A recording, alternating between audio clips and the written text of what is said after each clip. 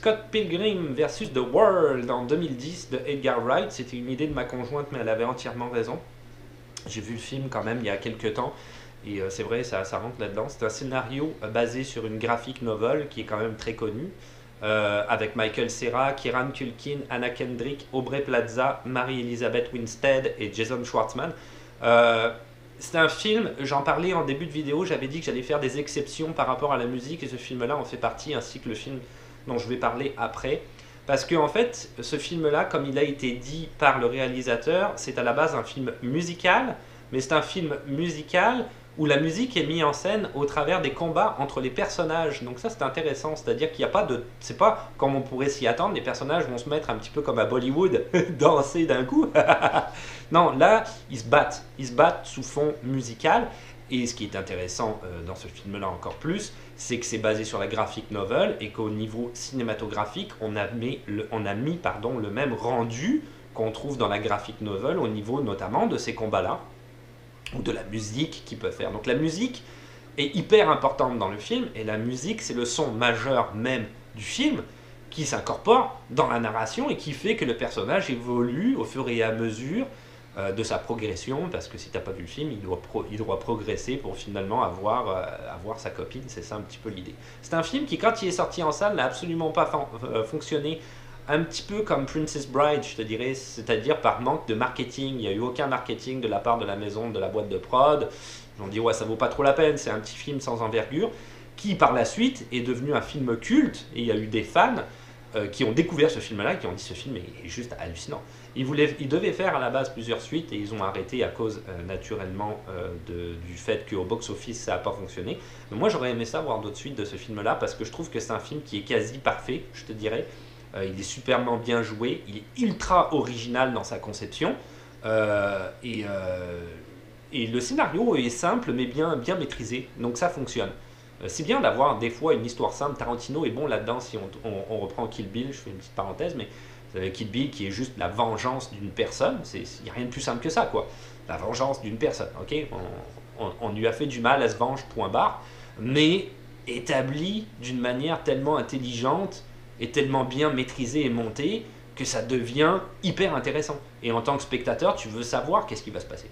Donc, voilà, je ne pouvais pas ne pas parler de Scott Pilgrim versus The World. Si tu ne l'as pas vu, va le voir, ça manque à ta filmographie clairement. Peut-être que tu n'aimeras pas, mais tu n'aimeras pas à cause de certaines choses, c'est sûr. Donc finalement, ça t'apportera de quoi, même si c'est négatif.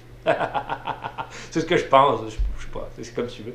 Ensuite, très rapidement, deuxième film, j'avais dit qu'il y avait deux films, Guardian of the Galaxy partie 2 en 2017 de James Gunn, avec Chris Pratt, Zoe Saldana, Dave Bautista, Michael Rooker notamment. Il y a aussi Sylvester Stallone dans ce film-là.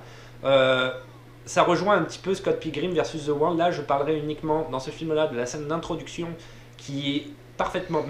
pareil, ma conjointe me l'avait montré, on a regardé le film ensemble, mais elle m'avait dit, tu vas voir, elle l'avait déjà vu, il me semble, avant. Elle m'avait dit, regarde, la première scène, c'est vraiment génial, elle l'a remis même plusieurs fois. C'est vrai qu'il y a une maîtrise hallucinante dans cette scène-là. Il y a une idée qui est incroyable. Quelle belle idée. Donc on a réellement la scène d'introduction. Si tu n'as pas vu le film, encore une fois je te renvoie, va le voir, spoiler alert. La scène d'introduction, en fait, tu as une chorégraphie de Groot sur de la musique, pendant que la scène principale, finalement, qui est le combat entre les personnages et une espèce de gros monstre, s'effectue en arrière-plan. Donc ce qui est intéressant, c'est que le réalisateur, ce qu'il a voulu mettre en scène, James Gunn, là-dedans, c'est que finalement, le combat entre les personnages et le gros monstre en arrière, on s'en fout un petit peu parce qu'on connaît un peu l'issue. C'est les Guardians of the Galaxy, ça appartient à l'univers de Marvel. Bon, c'est des super-héros. Les super-héros s'en sortent toujours plus ou moins, surtout en début de film. On les verrait mal mourir.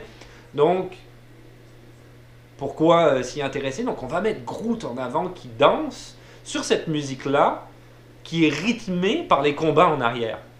Et qui d'ailleurs, à chaque fois que le personnage, j'ai oublié son nom, de Dave Bautista, l'espèce de gros, le regarde, il n'aime pas ça que Groot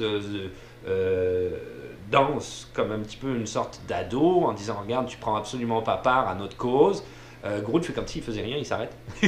Statique. Ça, je trouvais ça vraiment cool. C'est vraiment une superbement bonne idée. C'est bien maîtrisé. Cette scène-là, si tu ne le savais pas, elle a pris 2 ans aux gars des effets spéciaux pour la faire. 2 ans, c'est vraiment long. C'est vraiment, vraiment long. On pourrait quelque part, moi je vois un petit peu un parallèle avec la scène d'introduction dans The Thing de John Carpenter, où la musique était prédominante, encore une fois, si on parle de musique, avec cet hélicoptère et le chien, et il tire après le chien, et on entend juste la musique de Carpenter, que j'adore, et le son de cette arme, comme ça, qui fait écho dans le vide de l'Antarctique, où encore une fois, le son est important. Donc, je la comparerai un peu, ces deux scènes-là, je les comparerai un petit peu, mais c'est pas tout à fait la même chose. Je trouve que c'est des scènes qui se rejoignent un petit peu là-dessus, où finalement le son est hyper important, où la musique est hyper importante, plus important même que l'action en tant que telle qu'on voit pour Guardian of the Galaxy en arrière-plan. Voilà, le film en tant que tel, oui, c'était pas mal, c'était pas un mauvais film, c'est un des moins pires, je te dirais, dans l'univers Marvel, si tu me demandes mon avis. Moi, je suis pas un grand fan des films de super-héros, honnêtement, mais il y en a quelques-uns que j'ai aimés, la plupart, je les ai pas aimés, très honnêtement. Mais celui-là était pas si mal, et la scène d'introduction est géniale, elle est vraiment parfaitement maîtrisée. Voilà, je termine là-dessus.